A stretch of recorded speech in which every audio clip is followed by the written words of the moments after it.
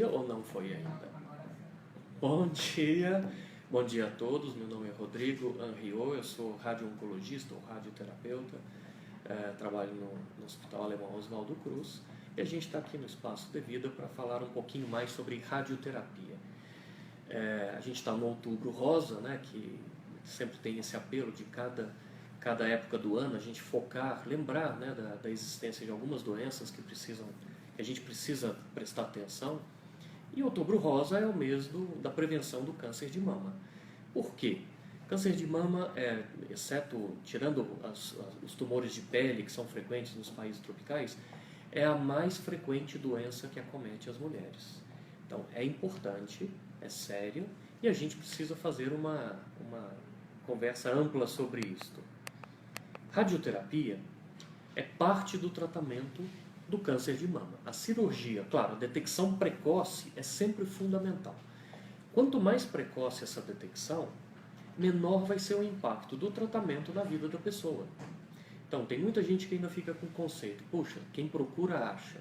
Mas quem procura acha e acha no início, acha no comecinho, quando fica muito mais fácil a gente tratar. A chance de cura é muito maior e o impacto que a gente vai ter tanto para o corpo, para o organismo, para a vida, é muito menor. Então, gente, vale muito a pena a gente procurar algum tipo de alteração ou doença, fazer suas avaliações rotineiras com seus médicos, suas avaliações preventivas, para identificar qualquer doença muito no início, tratá-la com alta chance de cura. Ok. Em câncer de mama, gente, radioterapia é fundamental. A gente sabe que quase 80% de todos os tumores de mama vão precisar de radioterapia dentro do seu regime de tratamento. E radioterapia é algo muito frequente, muito utilizado em tratamento de câncer. A gente sabe hoje no mundo que de 50% a 60% de todos os tumores, não só de mama, mas de todos os tumores, vão precisar de radioterapia em algum momento do curso da doença. Quer seja complementando uma cirurgia, quer seja isoladamente com a intenção de cura, ou para minimizar alguns dos efeitos que a própria doença pode ter. Então, radioterapia é utilizada com muita frequência no câncer de mama. E aí a gente tem algumas perguntas que vieram online e tudo, como funciona, porque é natural, não é algo que a gente aprende na escola, e eu vou confessar, não é algo que a gente aprende nem no curso de medicina regularmente. Nós somos hoje pouco mais de 500 radioterapeutas no país, então é muito natural que exista muita dúvida sobre um tipo de tratamento como radioterapia, que não é falado o tempo todo, né? Na mídia a gente sabe tudo sobre infarto, sabe tudo sobre, enfim, um AVC, um derrame, mas sabe muito pouco sobre aquele item radioterapia quando se vai falar de câncer de mama. Então, não é vergonha perguntar, tem que perguntar mesmo, tem que perguntar para os seus médicos, tem que dividir as informações, porque ninguém é obrigado a saber. A gente é obrigado a perguntar, é obrigado a não ter dúvida, mas não é obrigado a saber. Então, a gente recebeu algumas perguntas aqui relativas à radioterapia, não só em câncer de mama, a vasta maioria em câncer de mama, mas também em outros órgãos. E vamos do começo, né? Então, como é que é feita a radioterapia? Radioterapia hoje, mais modernamente, é feita com equipamentos elétricos.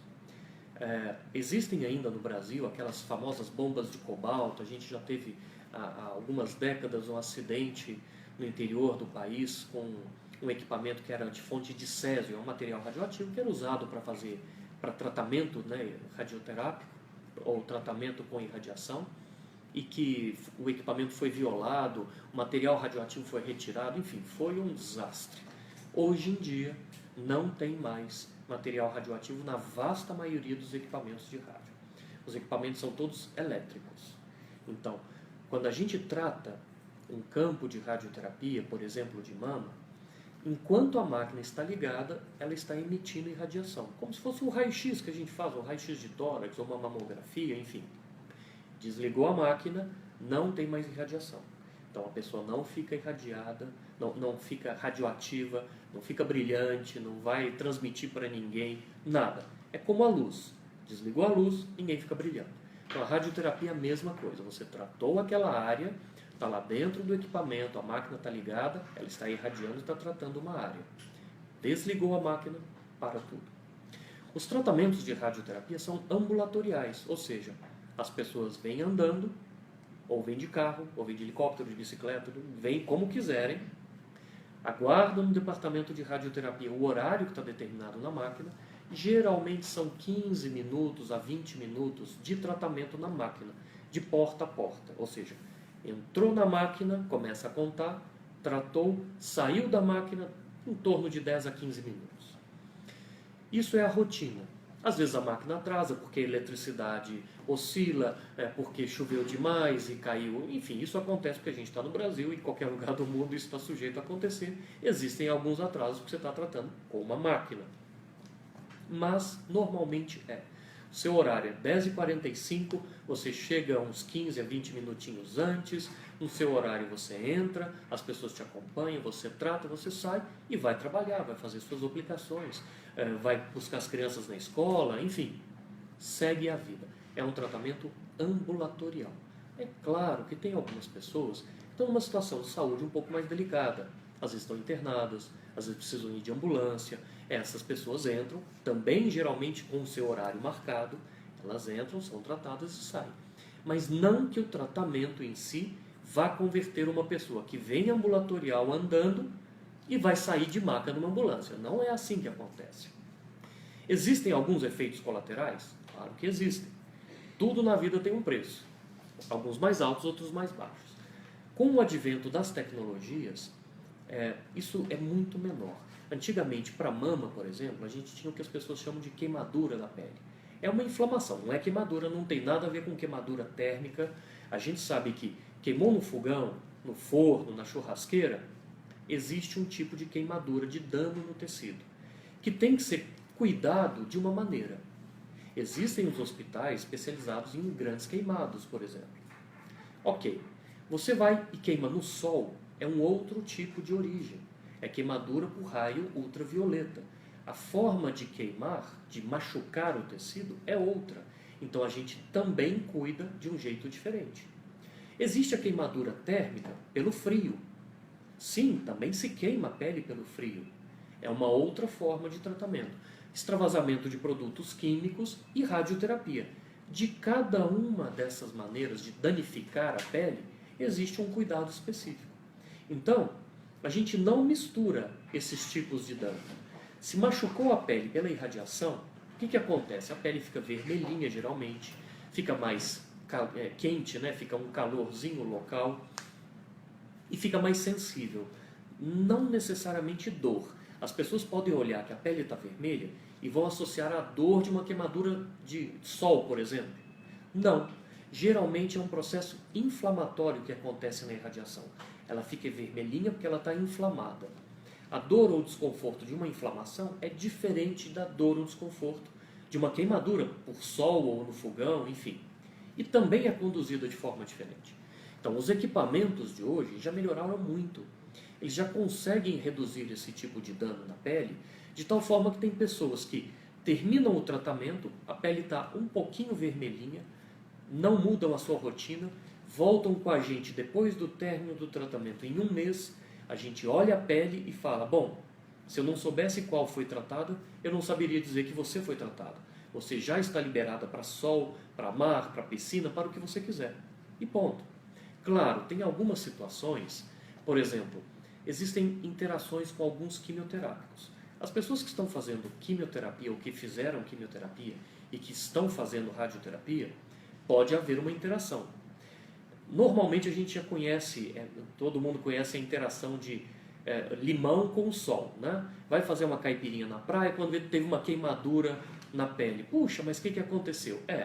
Existe uma substância na casca do limão, são os furocomarínicos, que quando a gente aperta a casca, ele espirra um óleo que não sai fácil da pele. Você acha que lavou, tirou, vai para o sol, interage com o sol e tem uma queimadura. O sol sozinho faria isso? Não. Ou seja, tem uma interação com outro fator. Radioterapia sozinha pode fazer uma grande queimadura? Normalmente não. Mas existem outros fatores que podem aumentar o efeito da radioterapia. Por exemplo, alguns quimioterápicos. Quando se termina uma quimioterapia, e essa é uma das perguntas que foram feitas, eu já posso fazer a rádio? Depende. Existem quimioterápicos por exemplo, a doxorubicina, que é uma, quem já fez sabe, é uma vermelhinha que fica pingando. Todo mundo fala, vermelhinha que cai o cabelo. Esta que chama doxorubicina, eu preciso dar 4 semanas para começar a radioterapia. Então, sim, existe uma interação. Se eu começar antes, vai ter uma toxicidade maior na pele. Mas eu fiz o Taxol, o Taxoter, ou a gencitabina. Não, para cada uma dessas existe um intervalo de 1 a 3 semanas. Isso é o radioterapeuta que determina. Então, terminei a quimioterapia, eu já posso começar? Depende. Dependendo do tipo de regime de quimioterapia que você fez, você pode começar com 1, com 2, com 4 semanas. Eu posso fazer quimioterapia junto com a rádio? Aí a gente vai lembrar do sol e do limão. Depende. Existem quimioterápicos que são seguros para a gente fazer junto com a radioterapia, sabendo que vai aumentar um pouco o efeito da rádio.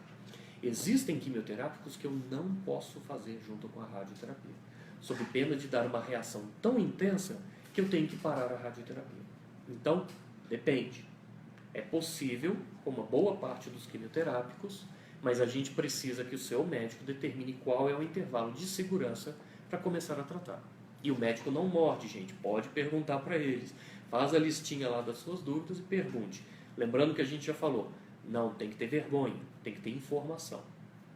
Muito bem. Quem já fumou por muito tempo ou continua fumando, também é um probleminha para a radioterapia, tá? A gente reduz o efeito da radioterapia. Se a gente está fazendo a radioterapia para ajudar a destruir um tumor, para aumentar a chance de cura, eu preciso do oxigênio circulante. A forma de conversão da irradiação que vem da máquina para a célula ser destruída depende de oxigênio. A gente gera radicais livres. Então, quem está fumando diminui a quantidade de oxigênio disponível no sangue. Diminui a eficácia do meu tratamento. Então, manter o tabagismo durante a radioterapia pode atrapalhar o seu tratamento. Quem está muito anêmico, por exemplo, também falta oxigênio. Então, às vezes, a gente combina com o oncologista clínico ou com o cirurgião de fazer uma transfusão de sangue antes ou durante do tratamento. Para quê? Para aumentar o meu efeito. E tem gente que quer ajudar, mas pergunta não para o médico, pergunta para a vizinha, para o companheiro, para o amigo, enfim. E que vai tomar um monte de antioxidantes, por exemplo. Vitamina E em altas doses, vitamina D em altas doses. Isso pode reduzir em até 30% o efeito positivo de químio e de radioterapia. Como? Combatendo o efeito primário, que é a formação de radicais livres dentro da célula. Então, muito cuidado com o suplemento vitamínico, vitaminas em excesso, fórmulas mágicas que tiram todos os efeitos dos tratamentos. Cuidado, apresente para os seus médicos. Pode ser que eles liberem, pode ser que eles façam restrições. Então, a regra é, tenha o seu médico como seu parceiro, tá? Não o seu vizinho, não o seu amigo. É muito bom as pessoas quererem ajudar, mas às vezes elas atropelam o tratamento. Então, ok, você quer me ajudar, me ajude, mas leva lá para o médico e pergunta se isso pode ser feito. E mais, várias das vezes a gente tem informações que o próprio médico não sabe. Eu recebi de uma paciente, por exemplo, um dia, eu disse, olha, para evitar que eu tenha queimadura na pele da mama, disse, mas você não vai ter, porque você está usando alta tecnologia, você não fez quimioterapia. Tá bom, mas uma amiga me recomendou óleo de urucum. Disse, óleo de urucum? Não, você não vai passar nada disso, você vai passar esse creme específico que a gente aprova dentro da radioterapia, tá bom? Tá bom. Bom, eu fui ao pai dos burros, né, ao Google, e procurei óleo de urucum.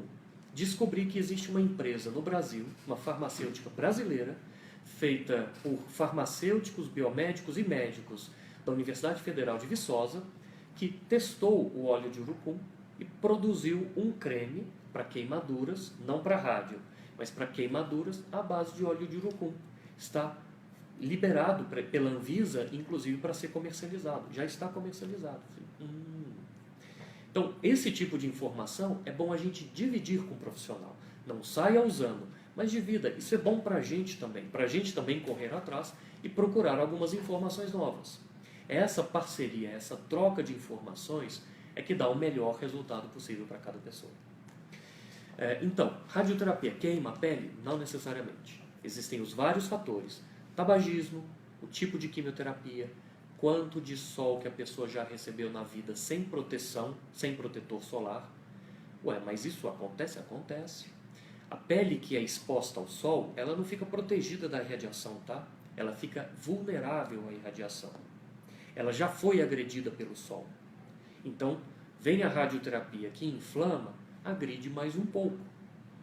Então, quando o médico identifica que a pele tem aquelas sardinhas, né, aquelas manchinhas de muita exposição ao sol sem proteção, ele já olha e sabe que a gente pode ter um pouquinho mais de problema. Eventualmente ele já te fala, olha, a sua pele já foi bem machucada pelo sol. Talvez a gente tenha um pouco mais de problemas. E aí o que a gente faz? Existem medicações específicas preventivas que a gente usa para diminuir esse tipo de risco. Então, para tudo existe uma possibilidade. Para quem tem diabetes mal controlada, para quem é hipertenso mal controlado, também tem uma associação com a radioterapia. Também pode machucar um pouco mais a pele. E isso a gente, na entrevista médica, a gente procura identificar todos os fatores para saber se as pessoas terão mais ou menos riscos e agir para que esses riscos não aconteçam. Hoje, gente, quase ninguém interrompe o tratamento de radioterapia porque teve alguma reação de pele. Isso é muito pouco frequente. Antigamente era mais frequente, hoje é muito raro. Algumas situações muito específicas é que a gente acaba tendo que interromper, mas confesso, é muito pouco frequente. Por exemplo, quem tem doenças autoimunes, lúpus, algumas outras esclerodermias, enfim, essas doenças também têm uma interação com a radioterapia. Então, normalmente, quando a gente identifica essas doenças, a gente pede para as pessoas voltarem ao seu reumatologista ou ao médico que está cuidando para intensificar os cuidados antes de começar a radioterapia. Para quem tem o HIV, por exemplo, nenhum problema, pode ser tratado. Porém, se o vírus estiver em alta contagem no sangue, tem uma interação com a radioterapia, aumenta muito os efeitos. O que a gente faz? Volta no infectologista, troca a medicação ou, enfim, intensifica o cuidado. Os vírus no sangue caem, não ficam mais detectáveis, pronto, podemos tratar com radioterapia sem problemas. Então, gente, dividam essas informações com o médico que vai lhe tratar, para que seja um passeio no bosque, como a gente fala. Para muitas pessoas que fazem quimioterapia, que têm os seus efeitos, que hoje também já melhorou bastante, vai fazer radioterapia realmente é um passeio tranquilo. Por quê? Porque não é isso tudo que é ser, né? Não é esse bicho de 7 cabeças que a gente traça. As perguntas continuam, então a gente vai focar em algumas que são interessantes. Olha, acabei de fazer uma cirurgia na mama e vou começar a radioterapia. Ela pode piorar o linfedema do braço? Linfedema é o inchaço que fica no braço. Às vezes, quando a gente faz uma cirurgia de mama, tem que tirar os linfonodos ou os gânglios. Todo mundo sabe de uma outra criança que fica brincando descalça e que tem aquela íngua, né, na virilha, aqueles nódulozinhos que acontecem na virilha. Às vezes a gente tem aqui atrás do pescoço que teve uma otite ou teve uma amidalite e fica com um carocinho debaixo. Isso é um linfonodo. É uma forma é um filtro de proteção do organismo que está cheio de células de defesa e qualquer célula tumoral que queira escapar também. Então, gente, calma. Deu um carocinho não quer dizer que seja câncer, tá? Pode ser uma infecção, uma inflamação, um dente, uma otite, enfim. Mas pode ser uma lesão também. E a gente tem esses linfonodos ou esses gânglios, tanto superficiais quanto profundos. Profundos, eles estão fazendo a proteção dos órgãos. Então a mama também tem linfonodos e esses gânglios estão tentando proteger para doenças da mama não saírem para o corpo.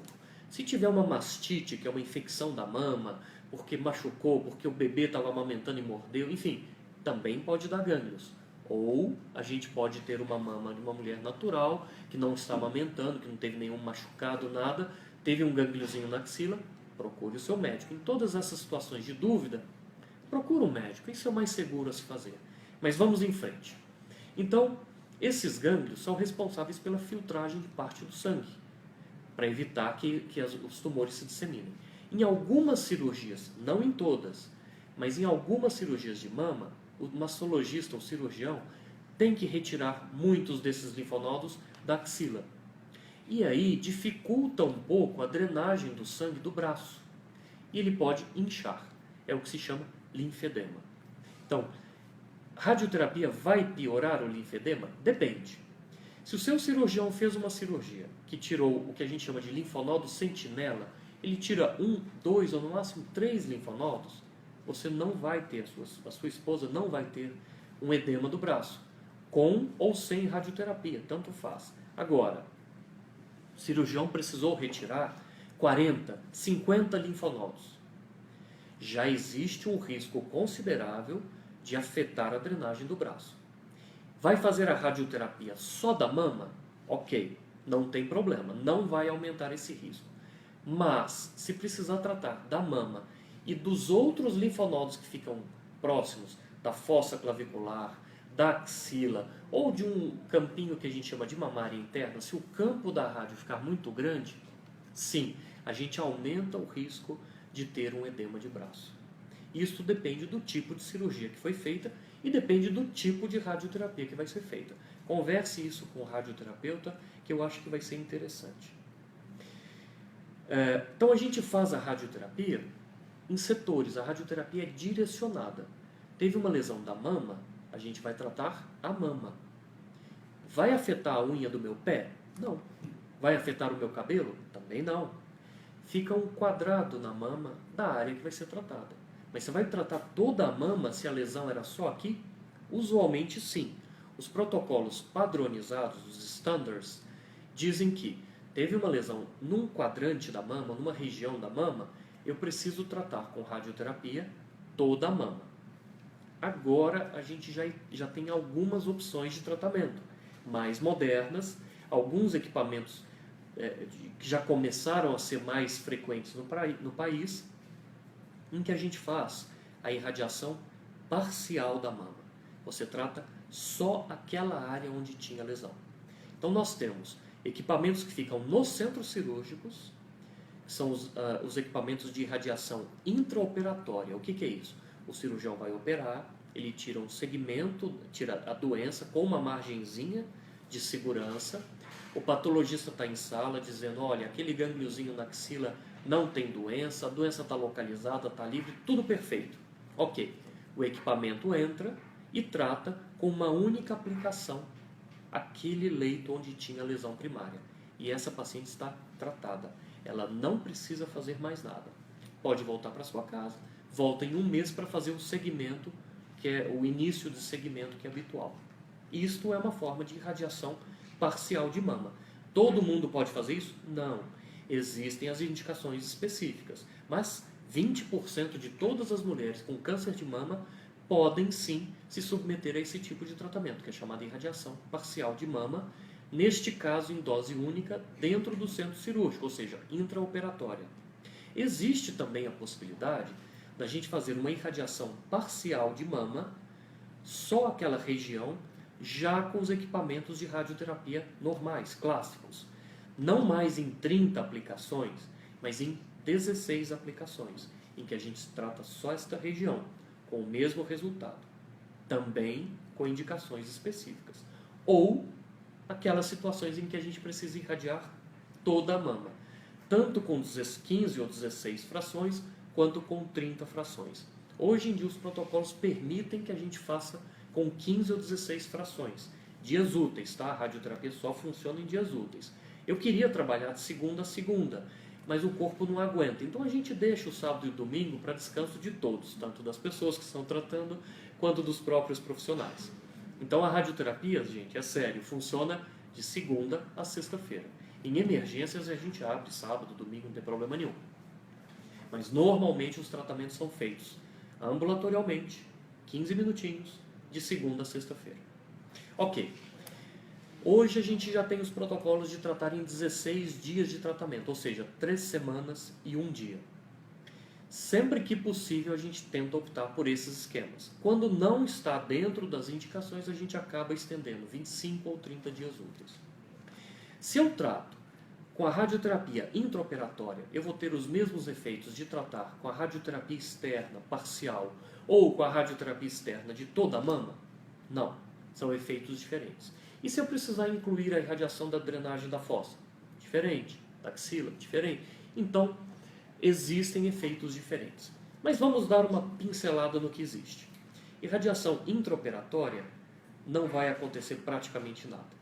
Não tem pele que vai ficar vermelha, não irradia pulmão, coração, não irradia nada. Ela irradia só o leito da glândula mamária onde tinha doença e que foi retirada. A gente está fazendo uma prevenção. Se a gente precisa irradiar parte da mama com a radioterapia externa com 15 ou 16 dias de tratamento, o que vai acontecer? A pele vai ficar um pouquinho vermelha, aquela região da mama vai ficar um pouco mais inchada e às vezes pega um pedacinho de pulmão, mas que não vai trazer nenhum problema mais importante. Vamos lá para uma radioterapia de toda a mama, que é o que se faz na vasta maioria do país. Tá certo, tá, gente? Eu estou dizendo que o padrão é irradiar toda a mama, mas a gente tem algumas opções para situações específicas. Então vamos ao padrão, que é o que acontece na vasta maioria do país, de irradiar toda a mama. Quando a gente irradia toda a mama, fica um quadradinho aqui que é identificável até o próprio espelho. Daqui para cá não tem nada, daqui para cima não tem nada, daqui para baixo não tem nada. Nenhum outro órgão dentro deste quadradinho vai receber irradiação. Tem problema para a minha tireoide?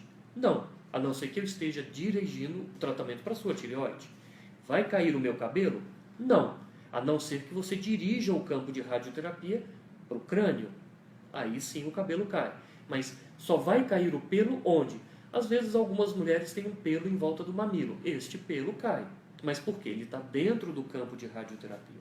Os pelos que estão fora do campo de radioterapia não cairão. Eu vou ter náusea? Só se a gente irradiar abdômen. Por quê? Porque a alça intestinal ou estômago é que podem provocar náusea.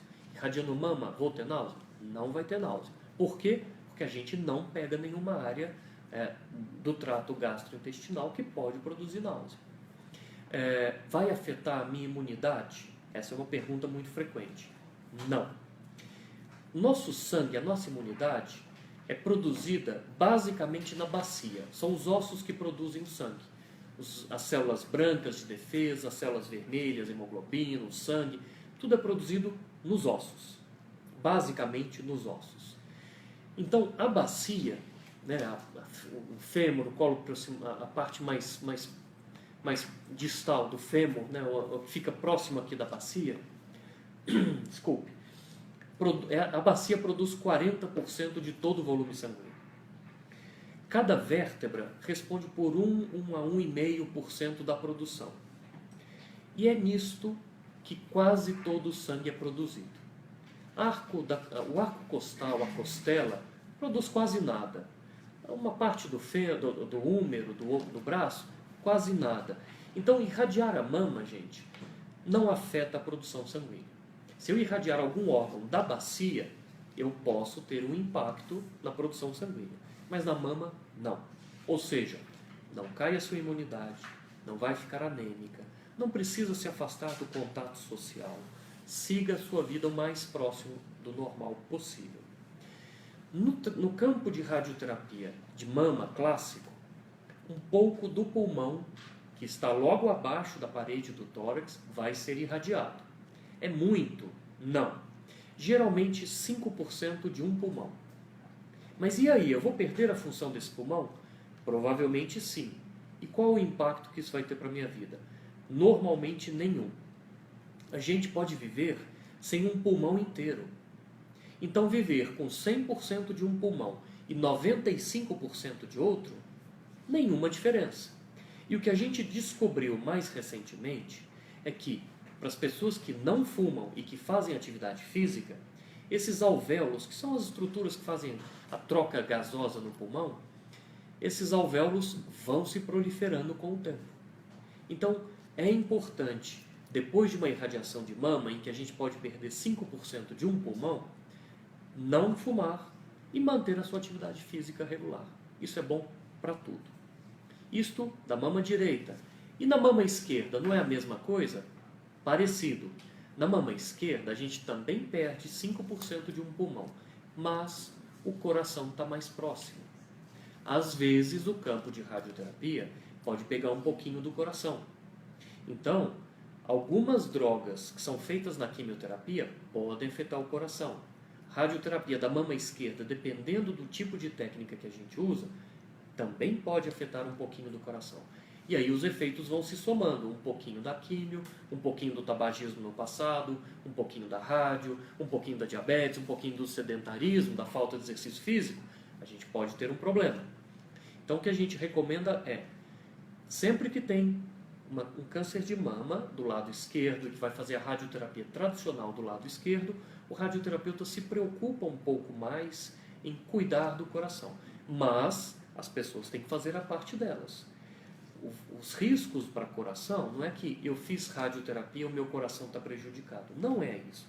A gente já tem os estudos de longo prazo de pessoas normais que trataram mama esquerda ou mama direita e ao longo de 15 anos foram seguidas. Não houve diferença com relação ao diabéticas e não cuidaram, eram hipertensas e não cuidaram, enfim, que tinham outros problemas e que não cuidaram. Aí a radioterapia passa a ser mais um problema. Então é importante, gente, manter a atividade física, não tabagismo, uma dieta saudável.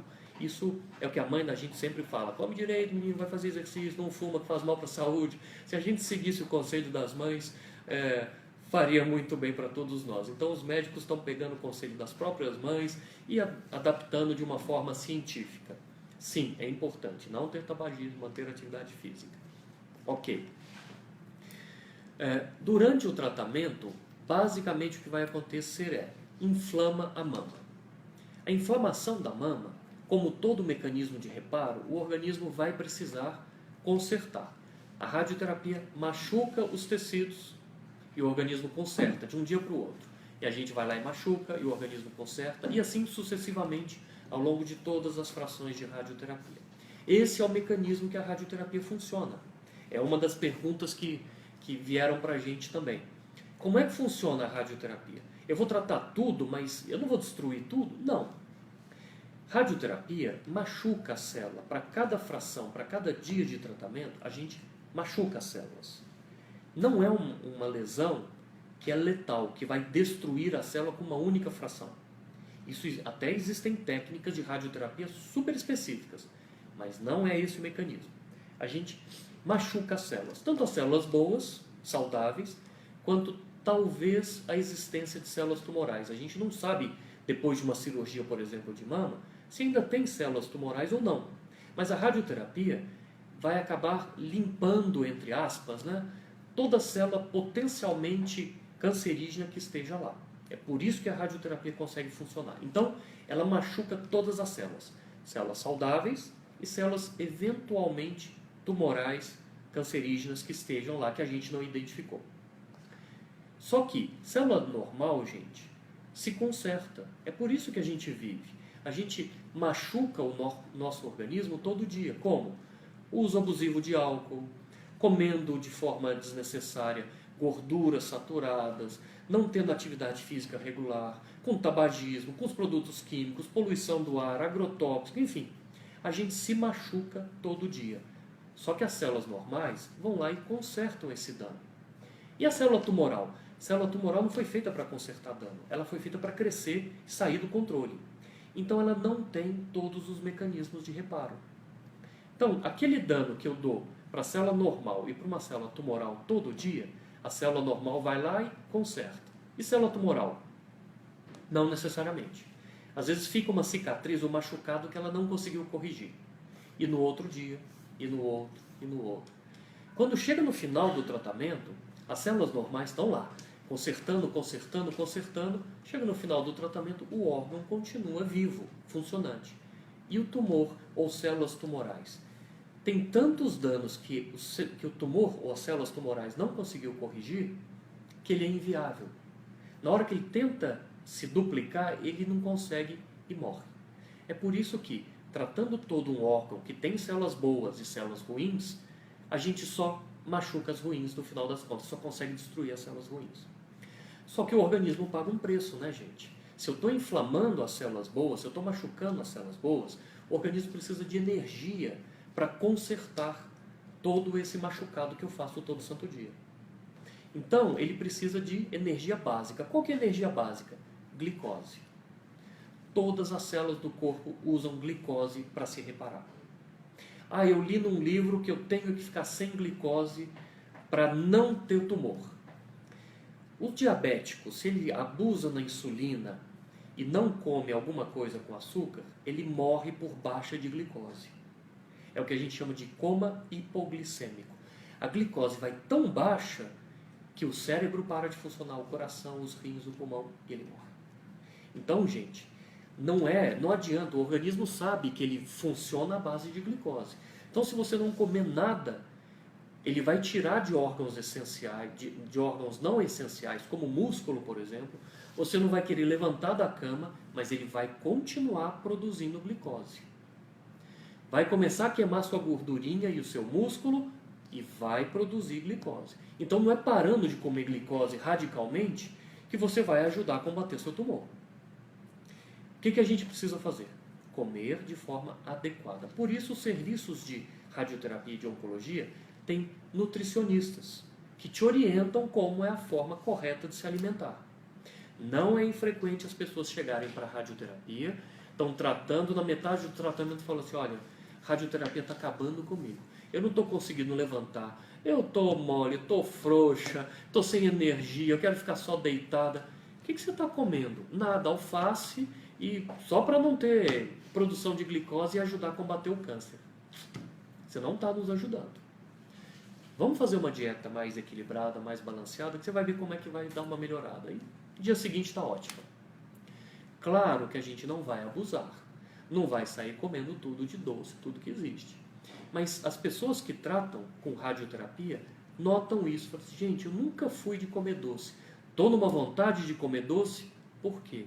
Porque doce é glicose rápida. O organismo gasta a glicose para reparar aquele dano da radioterapia naquele dia e fica faltando um pouquinho para o resto. Então, quando você come um docinho, alguma coisa que tem um pouco mais de uma massa, que tem um pouco mais de energia, já repõe. E aí já te dá um bem-estar. Tem gente que vem da quimioterapia e ganha um pouquinho de peso, está meio inchadinha, e chega na rádio, agora é hora de fazer dieta. É hora de comer bem, porque se fizer dieta vai faltar energia. Então, ter uma avaliação da nutricionista e ter uma dieta regular, bem equilibrada, é fundamental, inclusive para o seu tratamento, para suportar bem o seu tratamento. E eu vou ter náusea, então, com a radioterapia, por isso eu só posso comer alface e azeitona? Não, gente. Não vai ter náusea. Vai ter um pouco de preguiça, uma certa lassidão, isso é natural. Por quê?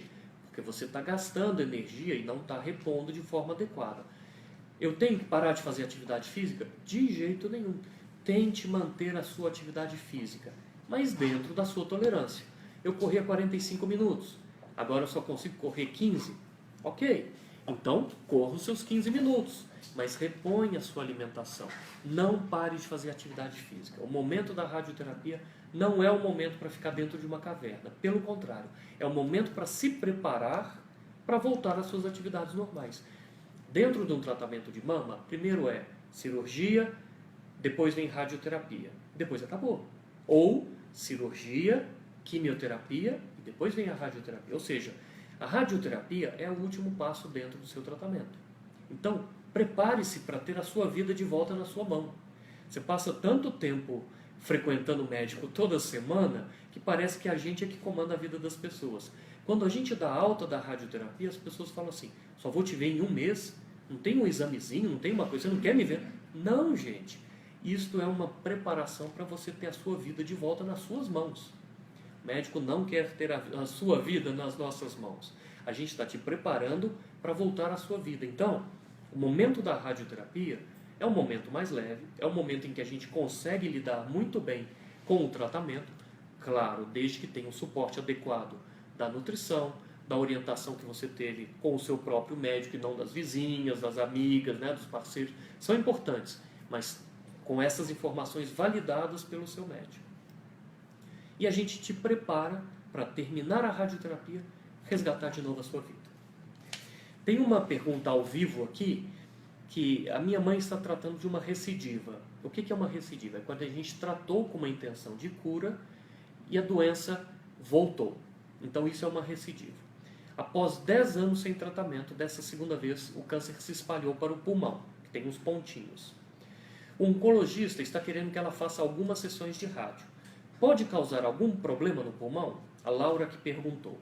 Olha, Laura, hoje a gente tem algumas formas de tratamento com radioterapia para doença metastática, ou seja, quando ela volta e volta em outros órgãos, fora do órgão primário. Por exemplo, começou no estômago e agora está no fígado, ou começou no intestino e agora está no pulmão.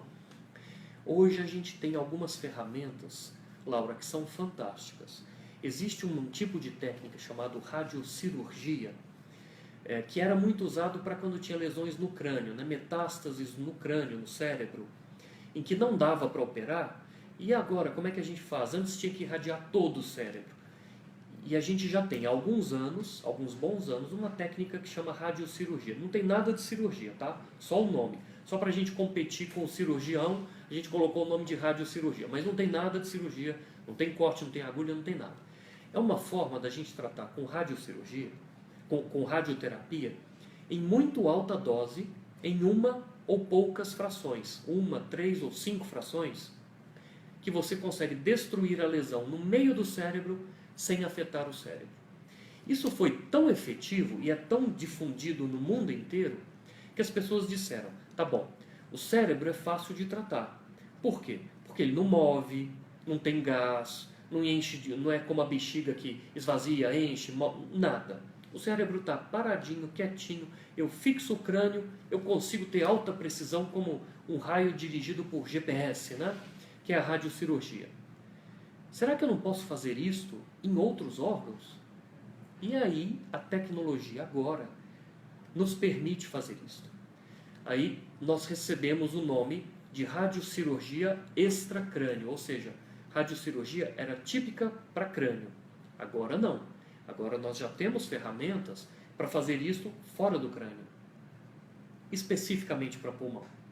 Então a gente hoje consegue tratar uma doença oligometastática. O que é isso? É metastática, mas tem muito pouca doença espalhada. A gente consegue tratar com esta radiocirurgia, com poucas aplicações, com 3 ou 5 aplicações de radioterapia, extremamente focadas ao pulmão, a esta lesão, sem comprometer o pulmão, sem comprometer a vida da pessoa. Sim, é uma técnica fantástica que está abrindo, inclusive, outros caminhos. Porque quando a gente destrói uma lesão com radioterapia, o organismo entende que algo estranho a ele foi destruído, que era o tumor, foi destruído. E esse tumor destruído, ele solta uns fragmentinhos na corrente sanguínea de uma parte do DNA que não é bem a original do corpo, é do tumor. Em algumas situações, o organismo começa a interpretar esse fragmentinho que saiu como um agressor, como um vírus ou uma bactéria, e produz anticorpos contra esse tipo de lesão. Isso era algo que a gente não conhecia profundamente há poucos anos, tá? A gente está falando de 3 anos atrás, 5 anos. Que é você destruir a lesão tumoral metastática, sensibilizar o organismo e o organismo criar como se fosse uma vacina dentro do organismo, dentro do próprio... Você cria com radioterapia uma vacina no próprio organismo, com a própria lesão tumoral. Isso é chamado efeito abscopal. Você destrói aqui, outras lesões diminuem e regridem. Isso vem sendo explorado nos 2 últimos anos em congressos, inclusive com a associação de imunoterápicos, não é mais quimioterápico, tá? É imunoterápico e radioterapia, os 2 associados, ou seja, o imunoterápico reforça o sistema imune da pessoa, a radiocirurgia vai lá, destrói a lesão, apresenta alguns anticorpos para o organismo que passa a sistematicamente combater, não só naquela região, mas no corpo inteiro, toda a lesão.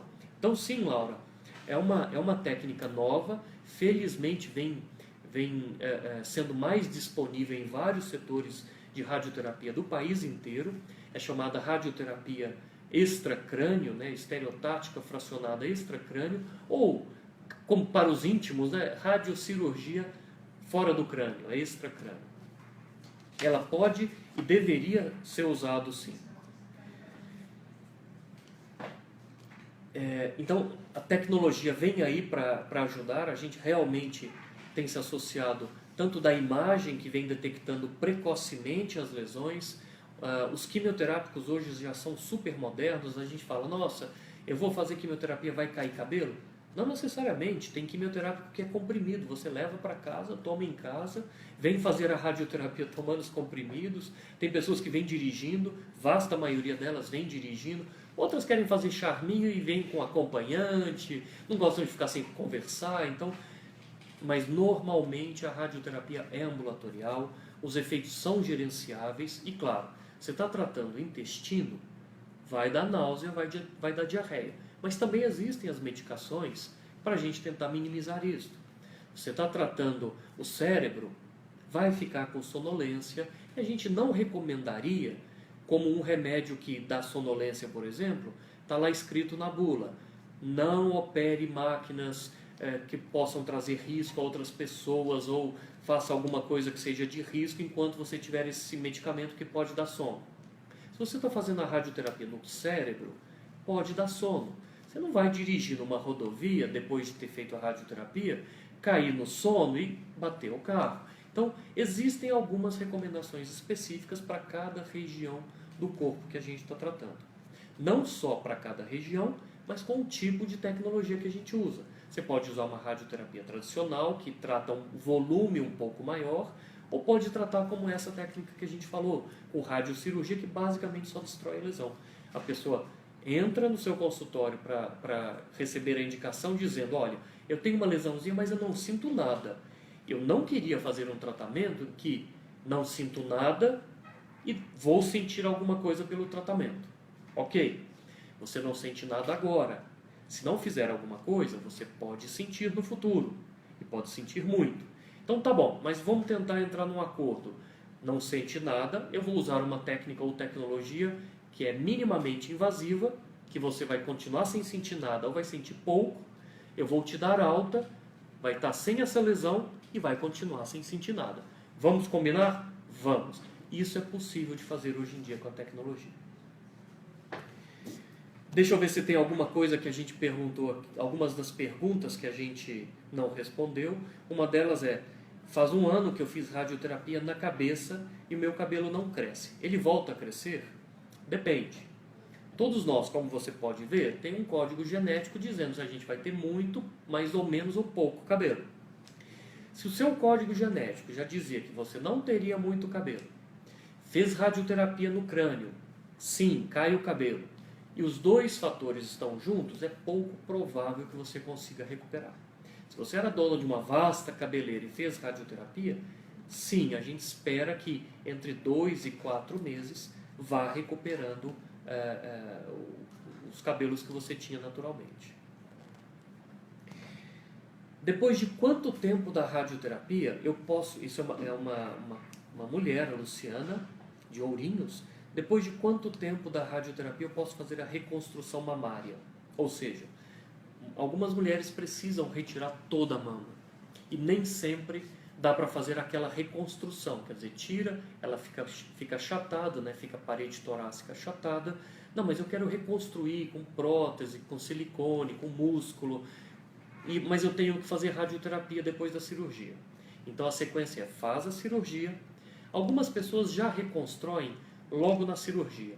Outras não, isso não é possível, então fica sem a mama e precisa fazer a radioterapia logo depois. Então a gente faz a radioterapia. A radioterapia, gente, afeta um pouco, no caso da mama, a nutrição da pele. Então, para fazer um outro procedimento cirúrgico agressivo, logo depois da radioterapia, não é recomendável. A gente espera que a pele se recupera, geralmente depois que termina a rádio, em 1 mês a pele já está bem recuperada. Até 2 meses é quando as pessoas percebem que continua havendo recuperação. A recuperação continua depois desse período, mas não é tão visível, não é tão perceptível assim. A gente sugere que não menos de 4 meses após o término da radioterapia, ou idealmente 6 meses, após o término da radioterapia, é que se pense em algum procedimento cirúrgico maior. Vou tirar uma pintinha? Não é um problema. Vou fazer uma reconstrução mamária, que tem que colocar prótese, às vezes tem que tirar músculo de outras áreas, ou do abdômen, ou aqui do dorso, rodar o músculo, colocar aqui para dar forma. Cirurgias maiores a gente espera pelo menos uns 6 meses, tá? E tem que ser com profissionais que tenham habilitação para essa reconstrução. É o que a gente chama de oncoplástica. Não é um cirurgião plástico usual, é um cirurgião plástico que tem uma habilitação para quem tratou de câncer, porque tem algumas particularidades.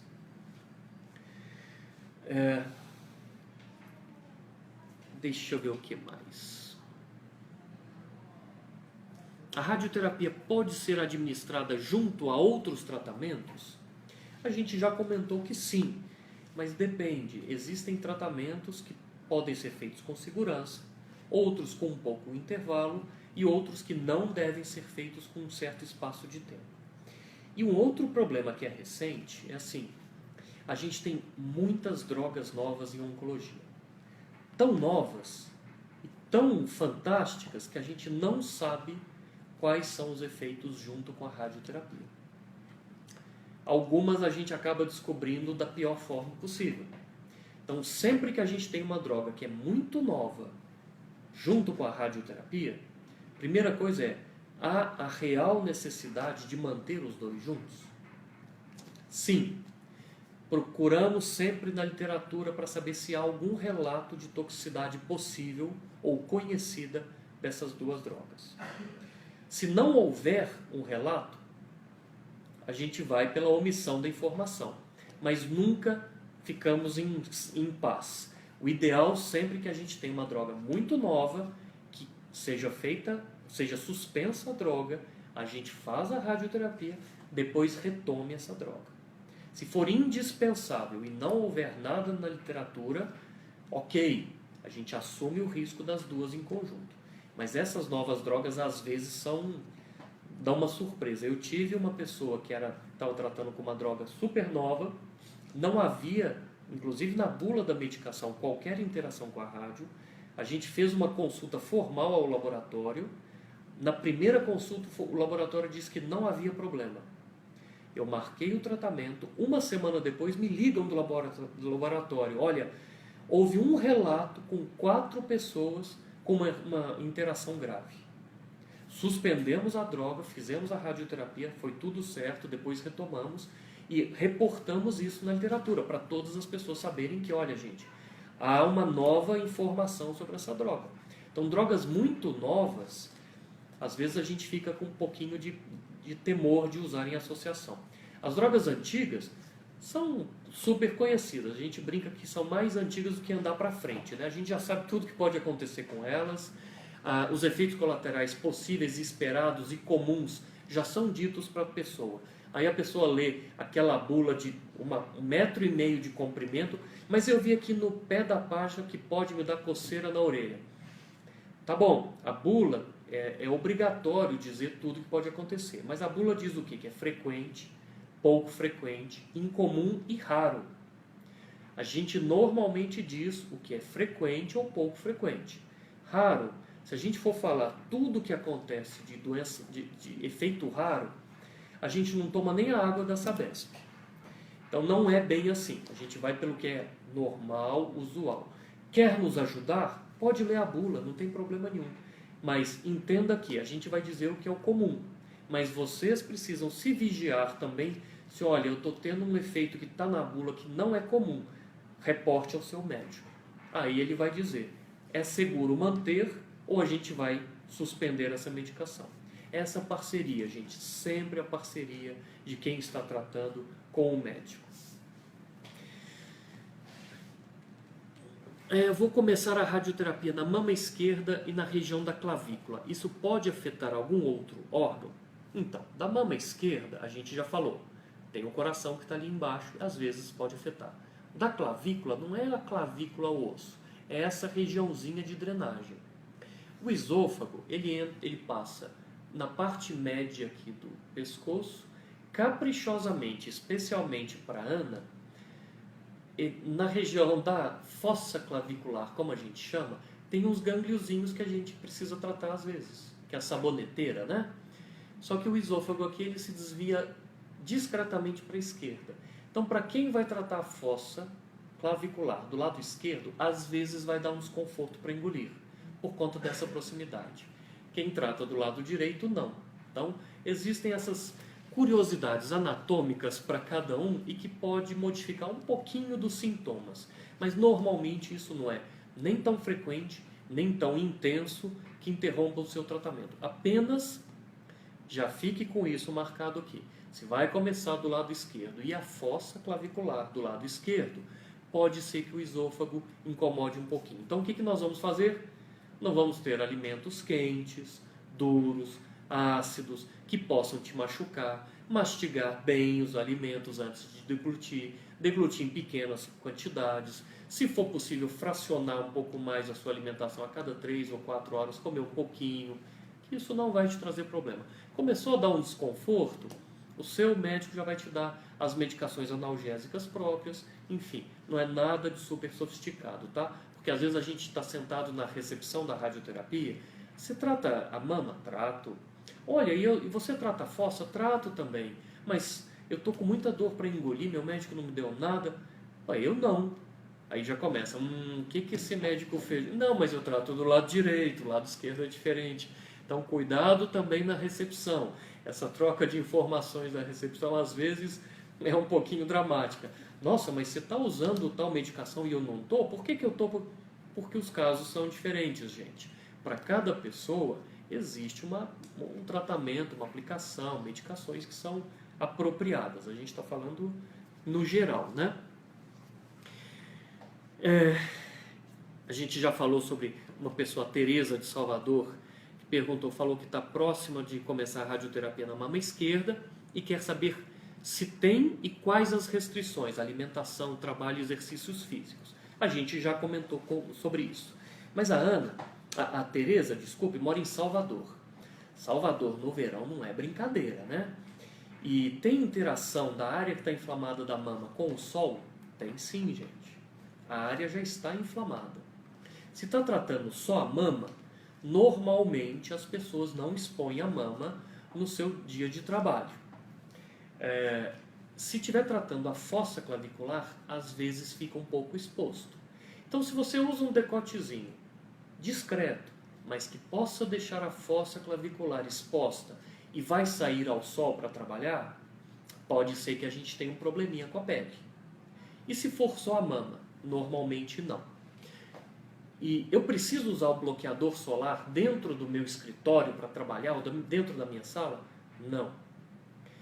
Só as indústrias que fazem bloqueador solar é que querem falar que a gente precisa usar, mas não precisa. O vidro normalmente filtra todo o ultravioleta, ou quase todo ele.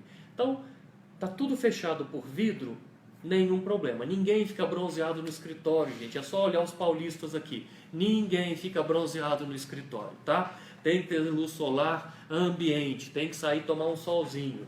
Não é para ficar tomando solzinho das 10 da manhã às 4 da tarde, né? Isso não deveria, especialmente em Salvador, Tereza.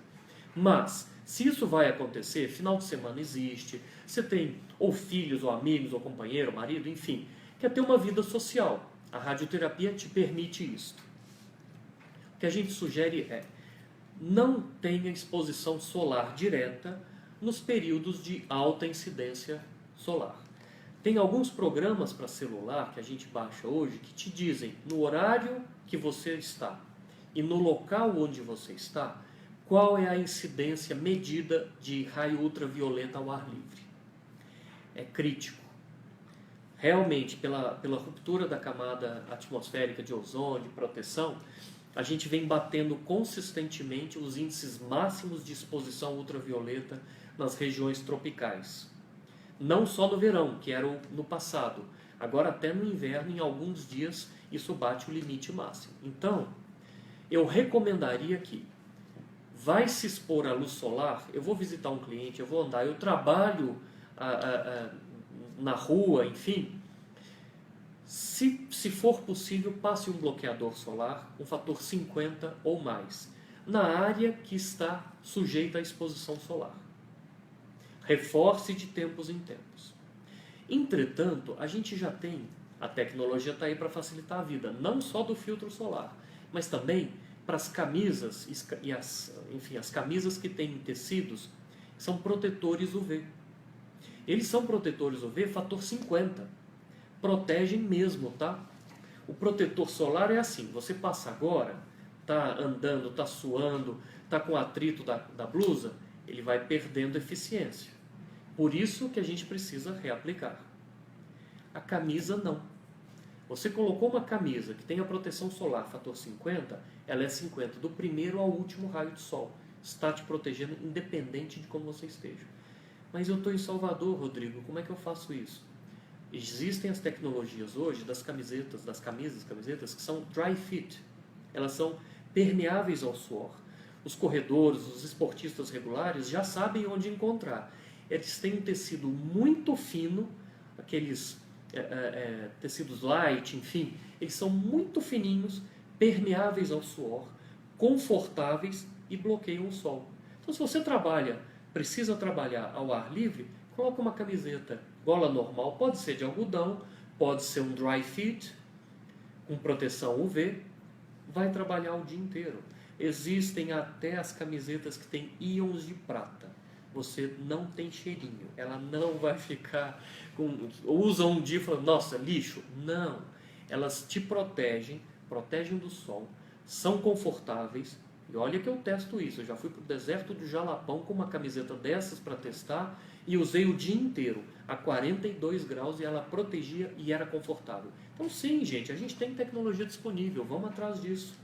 Essas camisetas protegem do sol, protegem para não deixar machucar a sua pele em vigência da radioterapia, são confortáveis, enfim, vocês estão na moda, né? Depois disso vão aproveitar a camisetinha para correr, para fazer um fitness, uma coisa assim, vocês vão estar up na moda, tá? Então, existe em Salvador, esses tecidos estão super disponíveis, tem tecidos que são mais grossos para o inverno, não sei se tem inverno em Salvador, mas tem tecidos que são mais finos para o calor, para o verão. Usem e abusem desse tipo de tecnologia, não só do filtro solar, mas dessas camisetas também.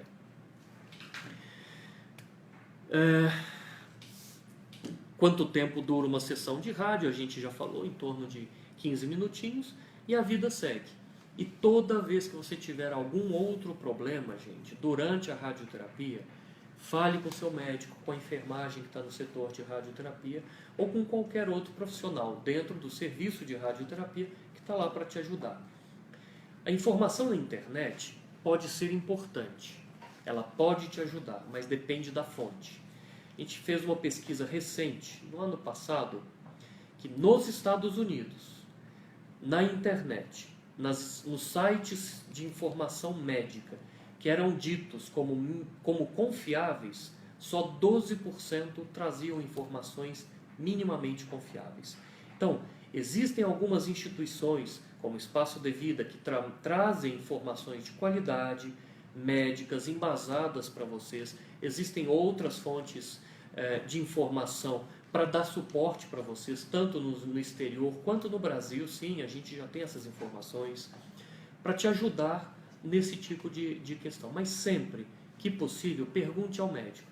Tem uma pergunta aqui, por exemplo, de uma mulher, enfim, que está com que a mama dela está mais inchada e ela está com dor. E o que pode ser isto? Não sei. Esse tipo de pergunta pela internet é complicado de resolver. A gente pode ter algo que é muito simples e que as pessoas vão te assustar tremendamente, ou algo grave em que você pode achar que é algo simples. Então, tá sentindo alguma coisa diferente, gente? Não é para perguntar na internet, tá? É para perguntar para o seu médico. Se o seu médico disser alguma coisa que você não ficou muito convencida, ok, vamos dividir essa informação na internet, vamos dividir essas informações nos sites de apoio, de ajuda que tenham uma base médica. Mas não perguntem pela internet para fazer diagnóstico. Além de ser proibido pelo Conselho Federal de Medicina, isso coloca a sua saúde em risco. Não sei se a gente tem mais perguntas. Agora as pessoas aqui já podem acordar, estão dormindo. Não, muito interessante.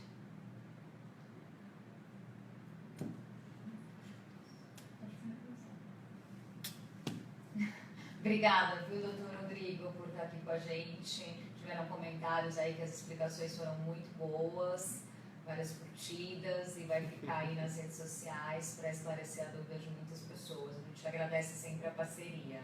Eu que agradeço, e todos os profissionais envolvidos no tratamento do câncer estão sempre à disposição, acreditem. Obrigado.